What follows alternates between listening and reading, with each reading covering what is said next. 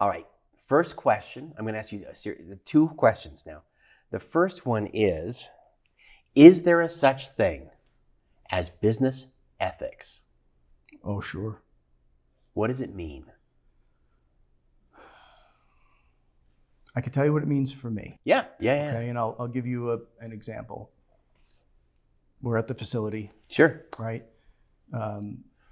Having people in the community talk about their belief, right? Thoughts. And thoughts don't translate to actions directly. Yep. They create emotion, and the emotion or those beliefs are what trigger actions. Watching the community come together, watching the staff here, there's 60 people working right now, right? I'm going to go a little off, but no, it's okay. It's so good.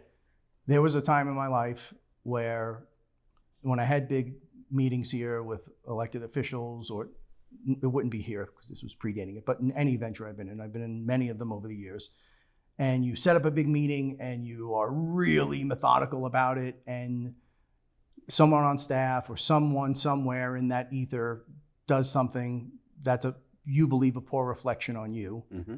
and you go into attack mode, right? After the event, how could this be? For me, business ethics occur in all of those little interactions with people, lifting everybody up, right? Trying to have a better experience. In the macro, we can go way deep on business ethics, and we're at a point in the world where social media and AI and supercomputing and all these things that are happening are making it where more and more is exposed, more and more is in the spotlight, and it's so important to check your bias, check your political belief in your assessing of what's happening. And I just think we're at that right moment where we got to do better, because if we don't, we're headed into a technological revolution. And if we're not doing better now, I think we're in end of society trouble. We've got to do better.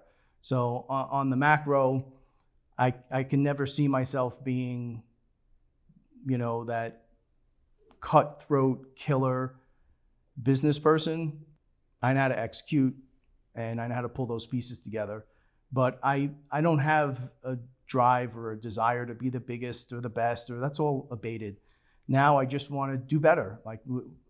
Us making the investments where we are now was a really conscious effort with me and my partner of we can invest and we can do things anywhere. We wanted to do something meaningful, impactful. It's important that I convey to people, every 5 years, I've looked back, and at 30, I was like, oh, I got this. And at 35, I was like, oof. And at 40, I was like, okay, I've settled in. And then at 45, I was like, oof. Now I'm 50, and I'm looking back. So there's no final answer. I think it's part of you evolving. And for me, business ethics ties directly into that. Us evolving as people, and the empath thing plays a huge role for me. Feeling everything around me, it's become really important for me to make sure that what we're doing has a bigger purpose. It's helping, it's lifting people up. We could have invested in a lot of places. We chose here because being New Mexico. Yeah, this particular project, the Turtleback Mountain Golf Resort, there was an opportunity to impact lives. Macro, micro site, right? So I traveled all around the country. We have land in many, many different states, but we watch, and I people watch where I go, right?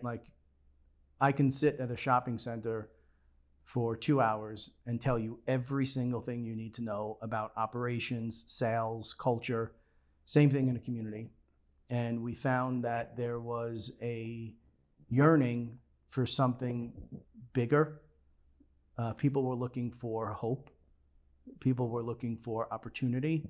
But as I was, when you're in a system for so long and you feel forgotten and you feel overlooked, you manifest it. And I'll never forget, we sat in one of the diners, and as I just watched, I went, they need hope. Like, they're amazing people. They were some of the most friendly, gracious people I've ever met, but they needed some hope. They needed to look to someone or something and go, at first, don't believe, but the strategy we cultivated here was the opposite of most placemaking in big endeavors. It wasn't press releases day one. We did a year and a half of acquisitions and nobody knew who we were. And we just started renovating houses. Nobody knew who we were. We renovated some of the hotels and shopping centers, and then people started to go, We rebuilt the golf course. Before we said anything, we wanted to show everybody we're real, we're here, we're not carpetbaggers. And the only way to do that is action. We needed to show them we're doing the right thing before we even talked about what the vision was. So on a day-to-day basis, those opportunities are everywhere, right? To lift people up and to give them a little bit of hope. Sure. A brief example, having a big event and you approach it in the past through this maniacal, it's going to be perfect and it's going to run exactly according to script. And actually, before our big event with the New Mexico Open, I had sent a note to the team saying, enjoy the day. Like, things are going to happen. It's going to be what it's going to be. Take a bow, right? Because none of this happens without all of you. Enjoy it. In the past, that never would have happened with me because I was so concerned that it got in the way of all the joy, right? So we had an event, it wasn't this one, but big business meeting, prominent people, right out of the gate, they spilled a drink on one of the people at the dinner. And the server looked at me horrified. They knew it was a big event. And I excused myself. I went and I grabbed him. I was like, dude, shake it off. It happens, right? Like, this is reality. Trust me, it's not the first time someone saw a spilled drink. Like, don't go home and beat yourself up over it because I'm not going to think about it again. So let it go. It's good. And you could see the weight lift off this kid. Absolutely. You know, he was excited to be a part of this turnaround story. And it was like, oh my gosh, I fumbled this. It's life, man. It happens. So for me, business ethics is about lifting people up, especially today, the age of transparency. What really is transparent, what's not. We've got to do better. We have to do better. Every day, if we could do a little bit better, Jordan, Kobe, all the greats talk about that stuff.